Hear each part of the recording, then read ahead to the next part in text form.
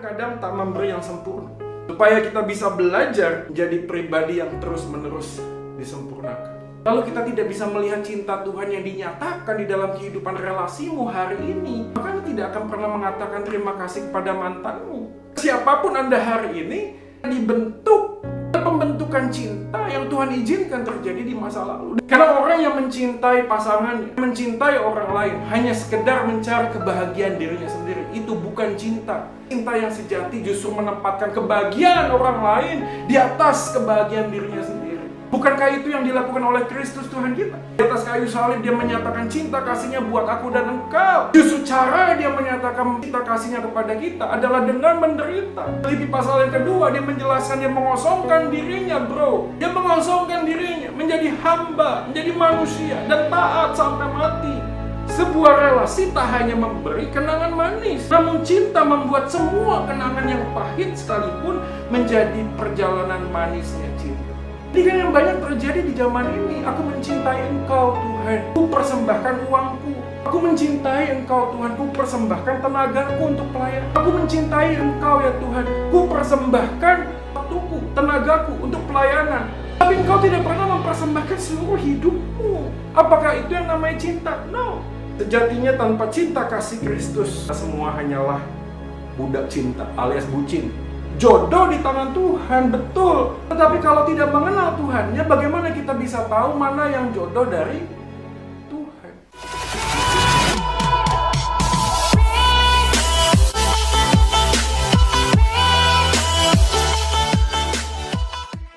Seperti meterai pada hatimu, seperti meterai pada lenganmu. Karena cinta kuat seperti maut, kegairahan gigi seperti dunia orang mati. Nyalanya adalah nyala api, seperti nyala api Tuhan. Air yang banyak tak dapat memadamkan cinta. Sungai-sungai tak dapat menghanyutkannya. Sekalipun orang memberi segala harta benda rumahnya untuk cinta, namun ia pasti akan dihina.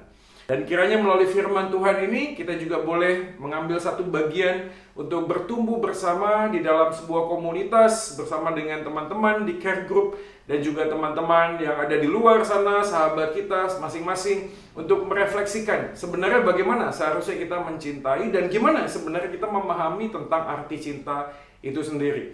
Nah, mungkin dari beberapa teman yang menyaksikan video ini, Anda ada di usia SMA mungkin, atau kuliah, atau mungkin juga sudah bekerja, saya tidak tahu.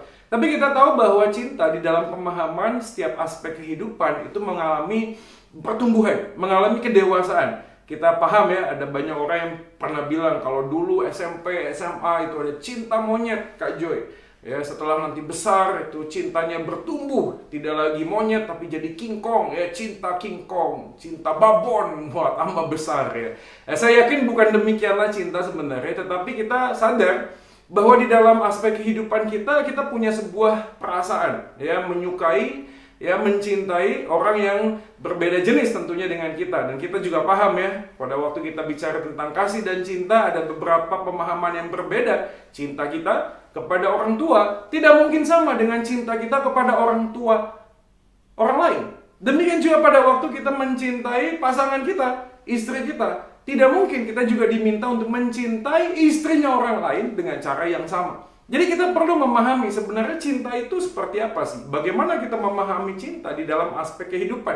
Bagaimana kita membedakan cinta kita kepada orang tua, cinta kita kepada pasangan, cinta kita kepada kucing atau anjing Anda? Ya tentu saja semua hal ini pasti harusnya berbeda dengan esensi yang sama seperti yang Tuhan Yesus nyatakan, tapi juga dengan cara-cara yang berbeda. Oleh karena itu mari kita langsung saja melihat kitab Kidung Agung, teman-teman.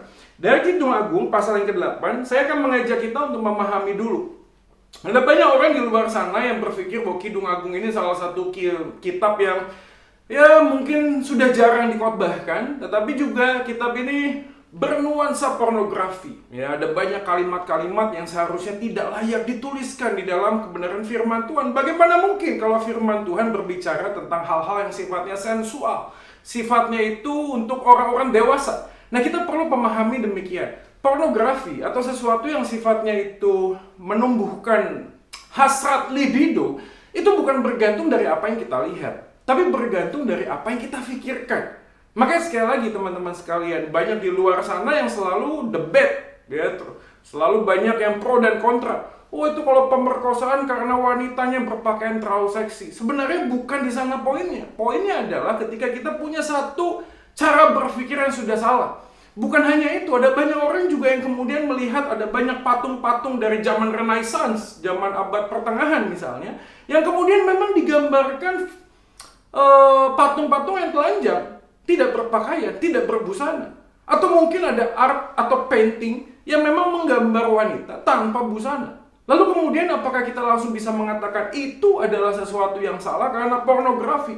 No, sesuatu hal yang pornografi bukan hanya sekedar dengan objek yang kelihatan, yang nampak. Jangan-jangan kita baca tentang biologi aja, kita bisa, ya maaf kata ya, terangsang mungkin. Ya, ini ada yang salah dengan cara berpikir kita. Demikian pada waktu kita berpacaran. Ada banyak orang yang berkata-kata dan berbicara bahwa nanti kalau misalnya kita berpacaran, nanti bisa jatuh di dalam dosa seks. Tunggu dulu, orang yang sudah berpikir negatif, jangankan itu punya kesempatan di tempat yang gelap. Jangankan itu, orang yang sudah berpikir negatif, orang pegangan tangan saja, orang bisa berpikir, jangankan demikian. Alkitab mengatakan, engkau melihat dan menginginkannya, engkau sudah berzina. Jadi kalau kita bicara tentang aspek pornografi, tentu saja kitab Kidung Agung bukanlah kitab yang berbau seks, berbau sensual, berbau pornografi. No. Oleh karena itu kita perlu memahami dalam konteks bagian ini. Saudara sekalian, kitab Kidung Agung adalah salah satu kitab yang ditulis oleh Raja Salomo. Dia menuliskan 3 kitab. Ada Kidung Agung, ada Amsal, ada Pengkhotbah. Tentu saja ini menarik karena Raja Salomo menuliskan bagian kitab ini dalam usia fase kehidupannya. Di awal pada waktu masa muda, dia menuliskan kitab Kidung Agung. Pada waktu dia masuk di dalam fase yang sangat produktif, usia 40 lebih mungkin, usia hal yang sudah sangat dewasa, dia di dalam klimaks hikmatnya, penuh dengan hikmat Tuhan, menuliskan kitab tentang Amsal. Tapi di akhir hidupnya, dia melihat semua perjalanan masa lalunya, dia menuliskan kitab Pengkhotbah. Sehingga dia mengatakan semua orang yang ada di dalam dunia ini, di bawah kolong langit ini, sedang berusaha seperti menjaring angin. Semuanya sia-sia, tidak ada artinya. Nah, pada waktu kita melihat kitab Kidung Agung, tentu saja Raja Salomo sedang menekankan tentang sebuah kehidupan relasi antara suami dan istri. Menurut ayat pertama di kitab ini, kita melihat bahwa Raja Salomo itu sebenarnya menuliskan dengan genre sebuah nyanyian. 1 Raja-Raja 4 ayat 32 menjelaskan hal ini. Ini adalah salah satu dari sekian banyak nyanyian yang ditulis oleh Raja Salomo. Bahkan tidak hanya itu, Kidung Agung berarti adalah kidung yang teragung, kidung yang terbaik. Artinya di dalam masa perjalanan kehidupan saat itu hingga pada saat ini, Raja Salomo berhasil dengan hikmat Tuhan tentunya untuk melihat bagaimana sebenarnya kisah pasangan romantisme antara sesama manusia itu, antara pria dan wanita di dalam sebuah pernikahan hanya bisa dilihat dari bagaimana Tuhan menyatakan akan kasihnya kepada manusia. Ini menarik, karena tujuan penulisan ini adalah sebenarnya mengungkapkan kedalaman antara cinta suami istri. Pernikahan sebagai rancangan Allah, suami pria dan wanita tinggal bersama dalam konteks pernikahan, saling mencintai secara emosi, secara jasmani, dan juga secara rohani. Jadi semua kelengkapan tentang cinta di dalam kitab Kidung Agung itu terhisap di dalam, dijelaskan oleh Raja Salomo. Bukan hanya sekedar ekspresi ungkapan yang nyata, tetapi Raja Salomo sedang menggambarkan tentang pernikahan yang sesungguhnya hidup di dalam Tuhan. Tentu saja Anda mungkin berpikir bagaimana mungkin dia bisa menuliskan kidung yang sangat agung, tapi dia punya banyak gundik. Dari sanalah sebenarnya Raja Salomo bisa melihat kesalahan demi kesalahan. Raja Salomo melihat bagaimana dia jatuh dengan berbagai macam asmara, romantisme, bak seorang pujangga-pujangga, menuliskan tentang puisi-puisi cinta yang sebenarnya tidak akan pernah ada artinya, yang hanya akan mengungkapkan perasaan tanpa melihat apa sebenarnya cinta kasih yang sesungguhnya. Maka tidak aneh kalau hari ini kita perlu memikirkan konteks penulis Kidung Agung saat ini. Coba kita langsung saja melihat di dalam ayat yang kelima. Siapakah dia yang muncul dari padang gurun, yang bersandar pada kekasihnya? Yang sangat menarik adalah di dalam ayat yang kelima, Raja Salomo coba menjelaskan tentang bagian tentang taruhlah aku seperti materai ayat 6 dan 7. Seperti halnya cinta yang tidak dapat dipadamkan. Ibarat maut, demikian sangat kuatnya cinta. Dimulai dari ayat yang kelima, ketika Raja Salomo menjelaskan bahwa ada kalimat, siapakah dia yang muncul dari padang gurun? Di bawah pohon apel ku bangunkan engkau. Di sanalah ibumu telah mengandung engkau. Di sanalah ia mengandung dan melahirkan engkau. Ada kata di sanalah diulang 3 kali. Di sanalah, di sanalah, di sanalah. Gambaran ini menjadi gambaran yang penting untuk kita pahami bahwa ini adalah sebuah keintiman yang nyata ketika ada kata bersandar dengan kekasih. Kata bersandar ini adalah keintiman secara jasmani. Tetapi tidak hanya berhenti di sana, karena penulis mengatakan dia melihat tentang memori kenangan yang muncul di sana. Apa itu? Siapakah dia yang di sana? Ibumu telah mengandung engkau. Di sana ia telah melahirkan engkau. Dahulu. Sebuah pemikiran, kenangan, memori. Ketika dia melihat siapakah dia. Dia memulai dengan sebuah perjalanan dari dahulu. Ada seorang ibu yang melahirkan engkau. Yang kemudian hari ini bisa bersama-sama dengan sang kekasih. Teman-teman tentu saja ingat kalau kita datang di dalam sebuah acara resepsi pernikahan. Setelah selesai acara pernikahan, ada banyak foto-foto yang dimulai dari mana? Dari pasangan suami istri yang baru saja menikah. Itu dari sejak kecil, dari bayi, bertumbuh dewasa, remaja, lalu pemuda, dan seterusnya. Dan gambaran ini sebenarnya mengafirmasi tentang apa yang ditulis oleh Salomo. Dan yang menarik adalah yang ditulis di sanalah ibumu telah mengandung engkau dan melahirkan engkau. Apa yang menjadi gambaran kita ketika digambarkan ibu mengandung dan melahirkan? Sebuah peristiwa yang tentu saja pada saat terjadi itu tidak menyenangkan. Kalau Anda bertanya kepada ibu Anda dan kita mengingat tentang perjuangan seorang ibu melahirkan anak, bukan hal yang mudah. Selalu ada orang yang mengatakan ini antara hidup dan mati. Ya tentu saja hari-hari ini ada banyak wanita atau ibu yang memilih untuk operasi sesar. Tapi kalau kita melihat di dalam natur seorang ibu yang melahirkan, kesakitan, pergumulan yang berat. Saya ingat sekali istri saya waktu melahirkan. Pergumulan yang sangat sulit sekali. Ya. Harus menjaga nafas, menunggu dokter, sakit dari bukaan 1, 2, 3. Wah, perjuangannya sangat sulit teman-teman sekali. Dan di sanalah sang penulis kitab Salomo ingin mengingat siapakah dia yang bersandar pada kekasihnya. Yang dahulu ada sebuah pengalaman yang tidak menyenangkan, yang menyakitkan. Sehingga dari sini kita bisa belajar teman-teman sekalian bahwa cinta itu berbicara tentang menempatkan seseorang dalam pikiran. Dengan sebuah komitmen, dengan sebuah kenangan di masa lalu yang semuanya itu tidak hanya kenangan yang manis. Sebuah relasi tak hanya memberi kenangan manis, namun cinta membuat semua kenangan yang pahit sekalipun menjadi perjalanan manisnya cinta. Teman-teman, dimanapun Anda berada hari ini, mungkin Anda pernah disakiti oleh orang. Bukan hanya dengan pasangan, dengan pacar, tapi mungkin bisa disakiti oleh orang tua. Dan pengalaman masa lalu yang pahit demikian, ketika Anda melihat cinta kasih Yesus yang manis di dalam hidup kita, kita bisa melihat perjalanan masa lalu yang sangat menyakitkan sekalipun, akan kita bisa rasakan betapa manisnya cinta.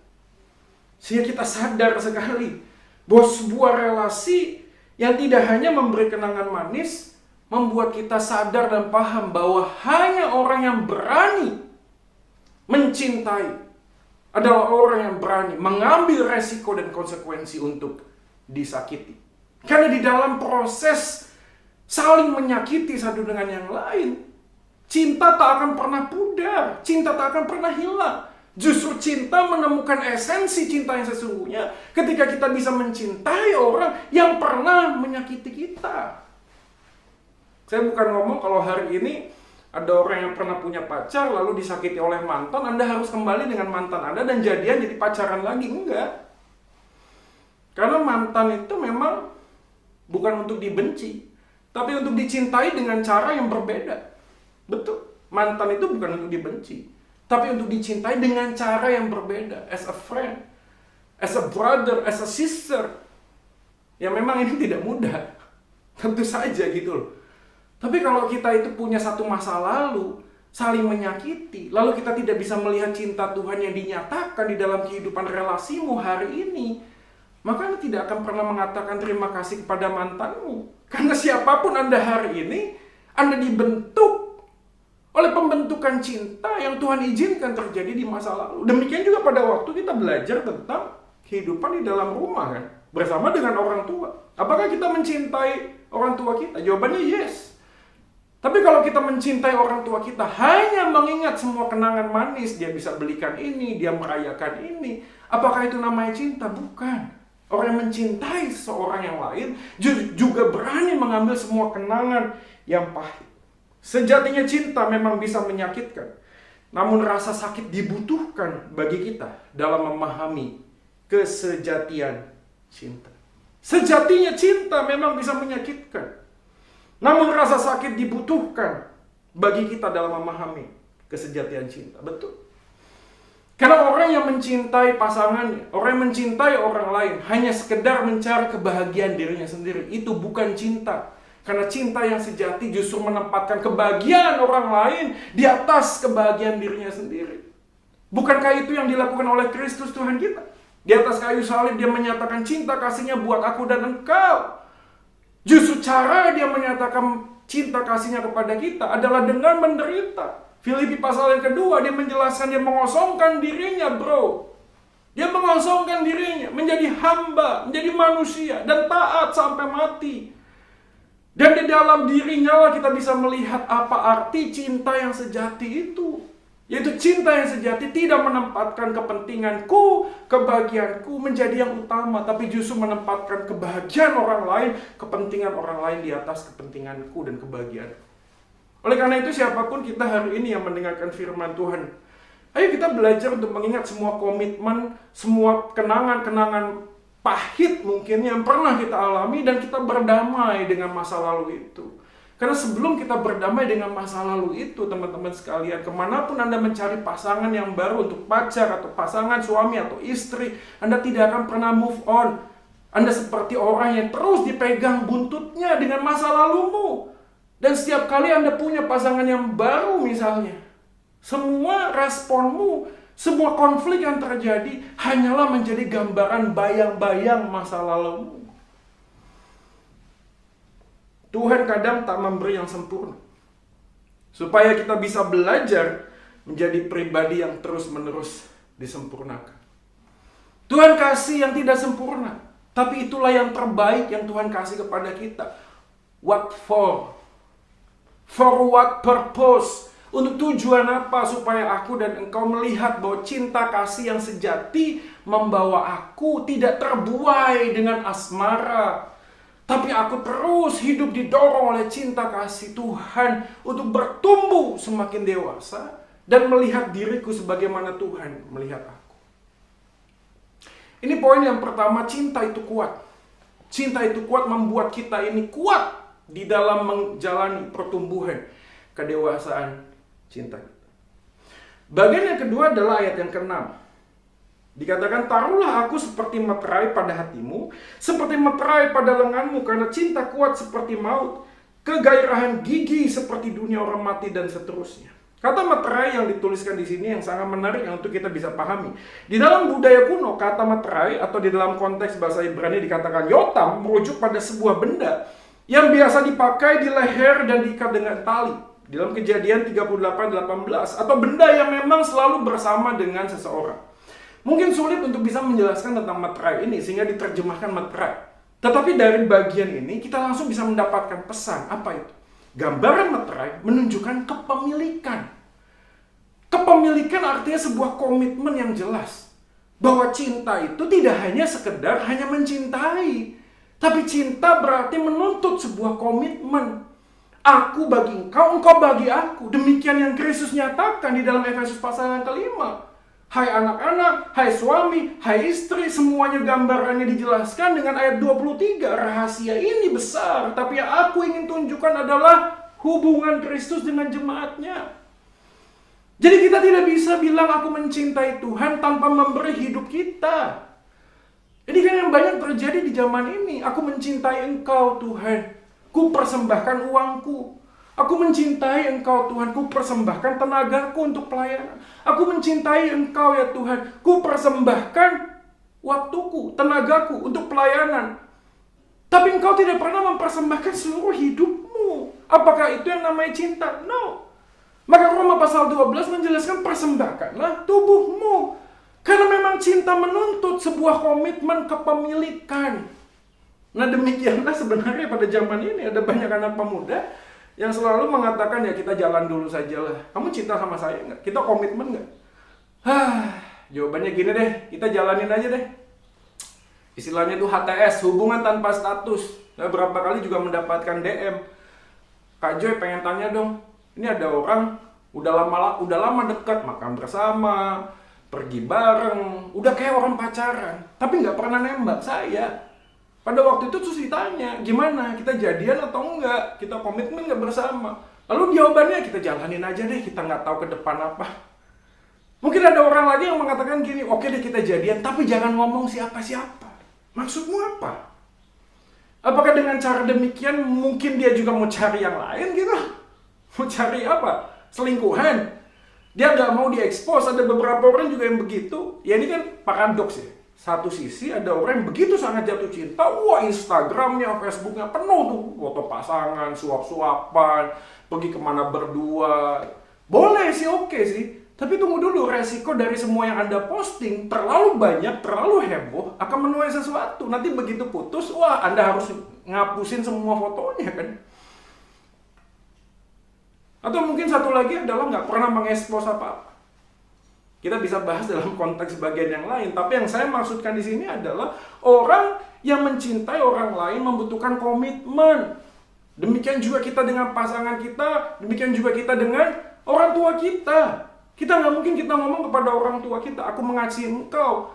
Tapi hanya di mulut saja. Yang dibutuhkan oleh orang tua kita adalah dedikasi, kontribusi, kebanggaan yang ditunjukkan. Itu namanya cinta. Maka cinta bukan hanya sekedar kata, tapi juga action, tindakan. Ini yang digambarkan dalam konteks ini. Jadi kalau teman-teman sekalian, hari ini kita bicara tentang cinta, kita bisa ngomong tentang banyak hal. Tapi kalau kita memahami tentang cinta yang sejati, cinta yang seperti maut, cinta tidak sekedar rasa tapi fakta. Rasa cinta perlu disyukuri, tapi fakta akan cinta perlu untuk diperjuangkan. Teman-teman ingat ya, di dalam iman Kristen, pernikahan itu didasarkan kepada covenant, perjanjian. Bukan didasarkan pada rasa cinta. Betul memang Tuhan memanggil kita untuk mengasihi. Tapi kasih tanpa sebuah komitmen hanyalah omong kosong. Kasih membutuhkan komitmen. Karena dalam komitmen ada konsistensi. Waktu kita konsisten, maka kita semakin paham apa arti itu cinta. Tahu ya, saya pernah mengulang kalimat ini. Cinta kadang-kadang sulit untuk dipahami. Tapi hanya cukup untuk dijalani. Karena ketika engkau menjalani sebuah hubungan cinta, Anda semakin paham apa arti cinta yang sesungguhnya. Cinta hanya bisa disebut cinta jika cinta itu didasarkan pada komitmen. Untuk mencintai orang yang mungkin kita pikir tidak layak untuk kita cintai. Saya tahu teman-teman ada yang lagi SMA, ada yang tanya sih, kapan sih umur ideal untuk pacaran? Saya sih sampai sekarang punya konsep ya semester tingkat 3 lah ya, tingkat 3 kuliah. Tapi memang tidak bisa mutlak karena melihat kepribadiannya juga. Ada yang mungkin bisa lebih awal, yes. Tapi kalau saya pikir agak sulit. Karena ada banyak hal kita butuh waktu untuk menemukan panggilan kita dulu. Kenapa? Karena orang yang tidak mengerti panggilan hidupnya, lalu ngajak orang lain untuk hidup bersama dengan dia, celaka. Ini sama seperti orang buta menuntun orang buta. Sama-sama akan kesasar. Orang yang tidak tahu tujuan hidupnya apa, lalu ngajak orang lain untuk hidup bersamanya. Sama saja apa? Nyasar bareng. Maka kita membutuhkan waktu gitu loh. SMA mungkin mencari panggilan kita. Talenta apa yang Tuhan percayakan kepada kita. Semakin kita sadar masuk dalam universitas, kita kuliah, semakin matang. Tingkat mentalitas kita semakin matang, banyak tuh elemennya. Tapi pada saat kita sudah melewati S1, nah ini kesulitan kalau terlalu lewat. Kenapa? Karena pada waktu kita masuk fase kerja, komunitas kita semakin sempit. Kita sulit menerima anugerah Tuhan untuk melihat mana sih pasangan yang Tuhan sudah siapkan buat kita. Akhirnya apa? Ya itu tadi, ikutan Tinder, ya coba-coba di medsos, ya colek sana colek sini, DM sana DM sini. Akhirnya apa? Ya itu tadi, berujung kepada sakit hati. Kita tidak menemukan apa yang Tuhan mau untuk kita. Saya bukan ngomong bahwa Tinder dan media sosial Tuhan nggak bisa pakai, yes. Tapi sebelum kita mengerti pimpinan Tuhan, kehendak Tuhan buat kita, jangan mencari cara untuk mengerti kehendak Tuhan kepada kita itu seperti apa. Kadang kita ini mikir gini loh, semua cara bisa Tuhan pakai. Iya betul. Tapi sebelum kau memahami dan mengenal Sang Tuhan itu sendiri, bagaimana kita bisa tahu mana cara Tuhan, mana yang bukan cara Tuhan? Jodoh di tangan Tuhan, betul. Tetapi kalau tidak mengenal Tuhannya, bagaimana kita bisa tahu mana yang jodoh dari Tuhan? Sejatinya tanpa cinta kasih Kristus, teman-teman sekalian, kita semua hanyalah budak cinta alias bucin. Kalau ada rasa cinta hari ini, teman-teman yang masih remaja, SMA, syukuri. Ya, karena cinta tidak hanya cukup dengan perasaan, tapi dengan sebuah komitmen. Komitmen untuk hidup bersama-sama dengan pasangan, dengan orang itu di hadapan Tuhan. Maka janji pernikahan kan di hadapan Tuhan dan di hadapan sesamanya. Selama kita tidak menemukan cinta Yesus, sejatinya kita adalah bucin, budak cinta. Kita hanya mengais, kita hanya meminta orang lain untuk mencintai kita. Kenapa? Karena tanpa cinta orang lain, kita tidak menemukan siapa diri kita, teman-teman. Dan kemana kita bisa mencari siapa diri kita kalau kita hanya melihat orang lain yang mencintai kita? Kita akan kesulitan, kita akan kecewa. Tapi selama kita tahu siapa diri kita dan dicintai oleh Yesus, maka kebahagiaanku sudah penuh dan utuh di dalam Yesus. Maka ketika aku punya komitmen untuk mencintai orang lain, yang kulakukan sama seperti yang Yesus lakukan. Apa itu? Menempatkan kebahagiaan kepentingan orang lain di atas kebahagiaan kepentinganku. Dan di dalam semua fase kehidupan ini, aku mengalami pertumbuhan, menjadi semakin dewasa di dalam Kristus, semakin memahami apa cinta yang sejati itu di dalam Dia. Kiranya firman Tuhan hari ini menolong kita untuk memahami cinta yang kuat. Cinta yang kuat didasarkan kepada Allah yang kuat. Selama kita tidak hidup di dalam relasi dengan Tuhan, maka relasi kita dengan sesama akan menuai kekecewaan, kesedihan, dan kepedihan. Konflik yang Tuhan izinkan terjadi semata adalah nutrisi dan vitamin untuk tubuh kita dan jiwa kita untuk semakin sehat dan belajar untuk mengampuni orang yang pernah menyakiti kita. Kiranya Tuhan memberkati firman-Nya, tetap hidup di dalam cinta kasih Tuhan dan belajar untuk mencintai sesama dengan cinta yang kudus dan suci dari Kristus Tuhan kita. Amin.